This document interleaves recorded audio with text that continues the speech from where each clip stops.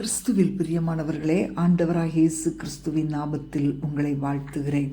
நீதிமொழிகள் 3:6, உன் வழிகளிலெல்லாம் அவரை நினைத்துக்கொள், அப்பொழுது அவர் உன் பாதைகளை செவ்வைப்படுத்துவார்.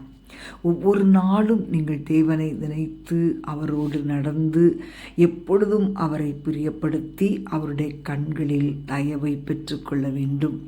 உங்களுக்கும் உங்கள் குடும்பத்துக்கும் பரலோகத்திலிருந்து பலன் உண்டாகும்படி ஒவ்வொரு காரியத்திலும் நீங்கள் தேவனை பிரியப்படுத்துங்கள். அன்பான தேவனுடைய பிள்ளைகளே, இன்றைக்கு ஞாயிற்றுக்கிழமை குடும்பமாக தேவாலயத்திற்கு சென்று உங்களை ஆசீர்வதிக்கிற இயற்கைக்கு மேற்பட்ட தேவனுடைய வல்லமையை அறிந்து கொள்ளுங்கள்.